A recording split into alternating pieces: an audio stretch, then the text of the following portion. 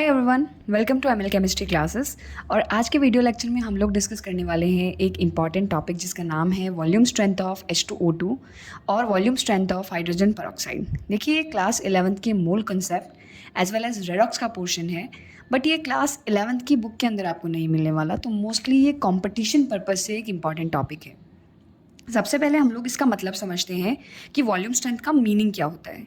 देखिए, जब भी आप लोग मार्केट के अंदर हाइड्रोजन पेरोक्साइड का बॉटल परचेज करने जाते हो, तो उस केस के अंदर क्या होता है, आपको जो बॉटल है वो कुछ इस तरीके से लेबल किया हुआ मिलता है। मान लीजिए आपके पास में ये आपके हाइड्रोजन पेरोक्साइड का बॉटल है, ठीक है, इस तरीके से, और इस बॉटल के ऊपर आपको एक लेबल मिलेगा जिसके ऊपर लिखा होगा एक्स वॉल्यूम ऑफ H2O2।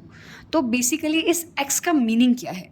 देखिए, इस एक्स का मीनिंग होता है that one volume one volume of hydrogen peroxide will give you will give you x volume of oxygen.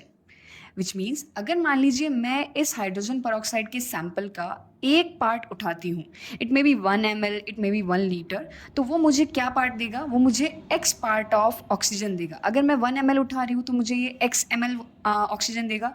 अगर मैं 1 लीटर ऑफ H2O2 उठाती हूँ तो ये मुझे क्या करेगा? ये मुझे x लीटर ऑफ ऑक्सीजन देगा। तो वन वॉल्यूम का मतलब क्या हो गया? One part of volume. अब एक बार हम लोग देखते हैं। देखिए, H2O2 होता क्या है? H2O2 एक ऐसा कंपाउंड है जो नॉर्मली क्या करता है, ये डीकम्पोज होता है। H2O2 डीकम्पोज होगा और ये डीकम्पोज होके बनाएगा H2O along with half mole of oxygen. अब हम लोग इस रिएक्शन की स्टोइकियोमेट्री को चेक करते हैं। आप अगर बैलेंस रिएक्शन को देखो तो यहाँ पे आप देखेंगे कि 1 मोल जो है H2O2 का, वो आपको दे रहा है 1 mole of water and half mole of oxygen. As you all know, oxygen is a gas. ठीक है, तो मैं अगर इसकी स्टोइकियोमेट्री को सिंप्लीफाई करके लिखना चाहूँ तो मैं ऐसे लिख सकती हूँ कि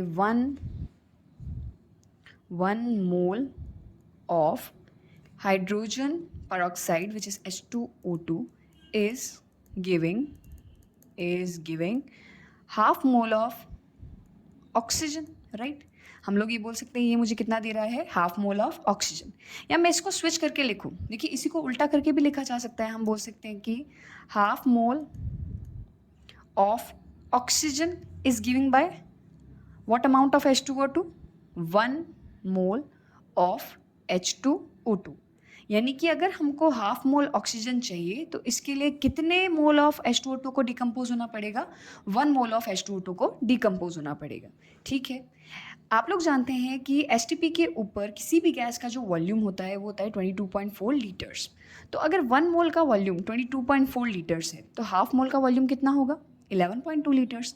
तो मैं इसी को थोड़ा सा मॉडिफाई करके कैसे लिख सकती हूँ? मैं लिख सकती हूँ 11.2 litres of oxygen is giving by what? 1 mole of hydrogen peroxide which is H2O2। ठीक है, अगर मुझे 11.2 पार्ट्स या मैं बोलूँ 11.2 लीटर्स ऑक्सीजन चाहिए तो इसके लिए यहाँ पे कितना मोल काम में आ रहा है H2O2 का? 1 मोल। ठीक है, तो अगर मुझे 1 लीटर ऑफ ऑक्सीजन चाहिए तो इसके लिए मैं लगा दूँ यूनिटरी मेथड। 11.2 लीटर्स अगर मुझे मिलता है 1 मोल से, तो 1 लीटर कितने से मिलेगा? 1/11.2 मोल्स ऑफ हाइड्रोजन पेरोक्साइड। ठीक है, यहाँ से हमने निकाल लिया कि भाई अगर हमको 1 लीटर ऑफ ऑक्सीजन चाहिए तो इसके लिए इतना मोल ऑफ H2O2 लगेगा। अब एक बार आप देखिए, हमने लेबलिंग में अभी जस्ट पहले क्या पढ़ा था कि लेबलिंग में लिखा होता है एक्स वॉल्यूम। अगर आपको 1 वॉल्यूम ऑफ ऑक्सीजन चाहिए तो इसके लिए आप लोग क्या कर रहे हैं? इतना अमाउंट ऑफ H2O2 काम में ले रहे हैं। तो मुझे अगर एक्स लीटर ऑफ ऑक्सीजन चाहिए होगा तो कितना मोल ऑफ H2O2 लगेगा? तो इसके लिए मुझे चाहिए होगा 1/11.2 multiply by x moles of hydrogen peroxide. अब ध्यान से देखिए कि लेबलिंग के अंदर हमने देखा था कि एक्स वॉल्यूम ऑक्सीजन कितने से मिलता है? 1 पार्ट। उस 1 पार्ट के अंदर कितना मोल्स ऑफ H2O2 होगा? तो उस 1 पार्ट के अंदर मेरे पास जो H2O2 अवेलेबल होगा that is going to be 11 x divided by 11.2 moles of H2O2। ठीक है, H2O2। अच्छा, some teachers teach in the form of mass, okay. अगर मैं इसको मास के फॉर्म में कन्वर्ट करूँ, as you all know 1 mole of H2O2 का मास कितना होता है? 34 ग्राम, राइट? तो अगर मुझे x by 11.2 moles of H2O2 का मास चाहिए, तो उसके लिए आप क्या कर सकते हैं, इसको 34 से मल्टीप्लाई कर सकते हैं। तो इससे आपको ग्राम अमाउंट ऑफ H2O2 मिल जाएगा। बट अभी मैं काम किससे करने वाली हूँ? केवल नंबर ऑफ मोल्स से। तो यहाँ से हमको मिल गया नंबर ऑफ मोल्स, ठीक है, नंबर ऑफ मोल्स हमको मिल चुका। अब मान लीजिए अगर आपसे पूछा जाए, ये जो आपने 1 पार्ट ऑफ H2O2 उठाया है, इसका मोलैरिटी आपको निकालना हो। As you all know, molarity का फॉर्मूला क्या होता है? मोलैरिटी का फॉर्मूला होता है molarity is equal to number of moles divided by volume of solution. और हम जानते हैं molarity is defined for 1 litre. तो मान लीजिए मेरे पास में 1 लीटर है, ठीक है, और हमने इस टॉपिक के स्टार्टिंग में क्या लिया था कि हमारे पास जो वॉल्यूम होगा 1 पार्ट होगा या 1 लीटर होगा। तो मैंने अपना वॉल्यूम कितना डिसाइड कर लिया? 1 लीटर। नंबर ऑफ मोल्स अगर चेक किए जाएँ तो यहाँ पे मोलैरिटी का फॉर्मूला है number of moles divided by volume. Number of moles किसके लेने हैं? H2O2 के, बिकॉज हम लोग डिटरमाइन कर रहे हैं मोलैरिटी ऑफ H2O2। तो मोलैरिटी ऑफ H2O2 क्या आएगा? Molarity of H2 is going to be H2O2 is going to be x divided by 11.2, that was number of moles, divided by 1। अब मैं 1 इसलिए नहीं लिख रही हूँ क्योंकि डिवाइड करने के बाद यही आने वाला है।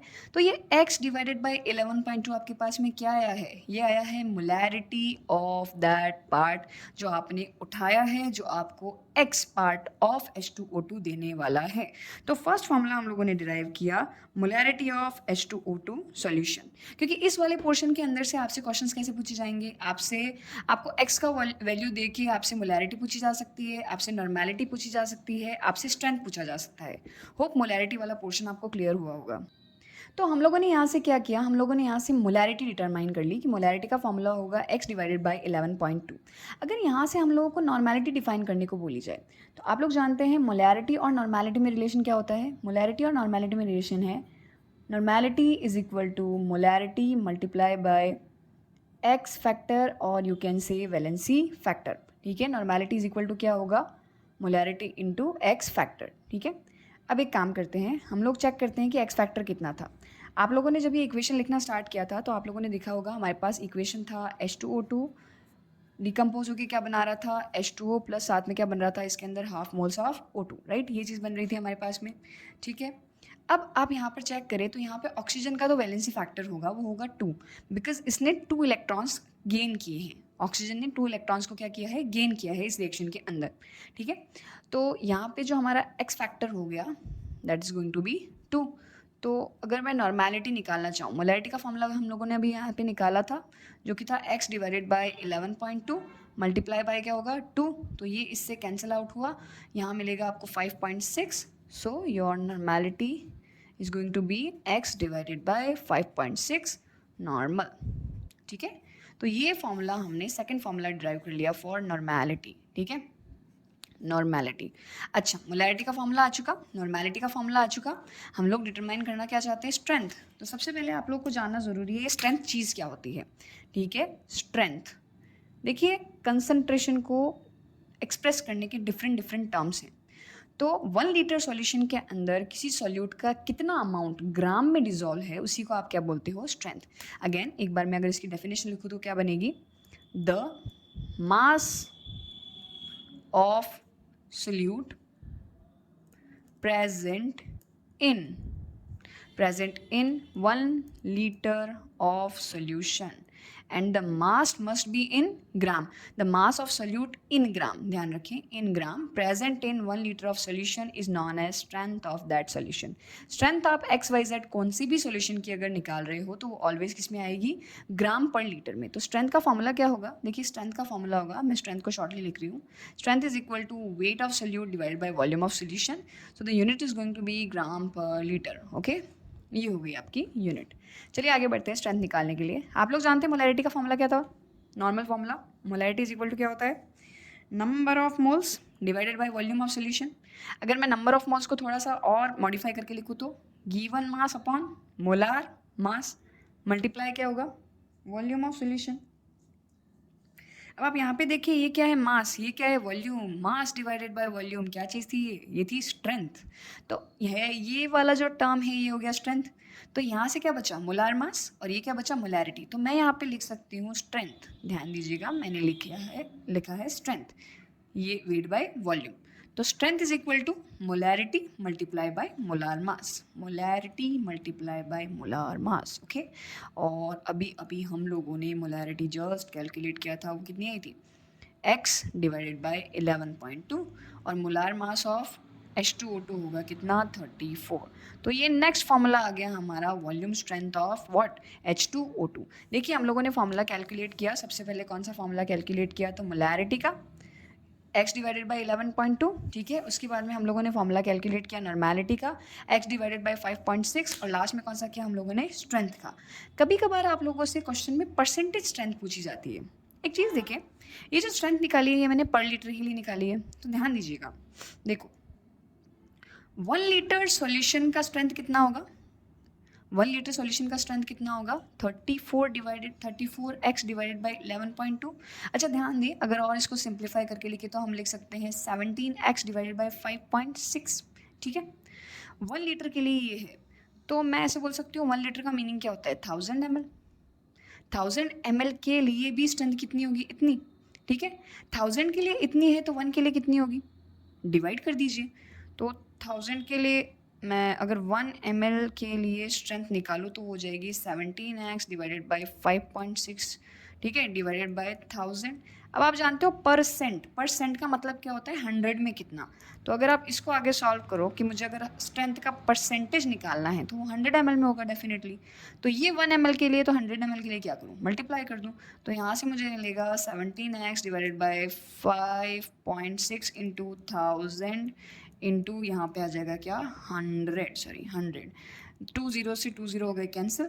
तो आप ध्यान से देखें तो ये फॉर्मूला क्या है, ये फॉर्मूला स्ट्रेंथ का था, ठीक है, और डिवाइडेशन में क्या आ रहा है, 10। तो यहाँ से अगर हम फॉर्मूला देखें परसेंटेज स्ट्रेंथ का, ठीक है, परसेंटेज स्ट्रेंथ का, तो वो फॉर्मूला क्या बनेगा, जो आपका ये नॉर्मल फॉर्मूला था स्ट्रेंथ वाला, 17x divided by 5.6 divided by क्या हो जाएगा, 10। So these formulas are more than sufficient to calculate all the problems or solve all the problems of hydrogen peroxide. Hope this is helpful for you. Thank you so much for watching. So ये देखिए last formulas आपके summary के लिए, ये सारे formulas H2O2 के लिए काम में आने वाले हैं। अभी नेक्स्ट वीडियो लेक्चर में हम लोग डिस्कस करेंगे इसकी प्रॉब्लम्स।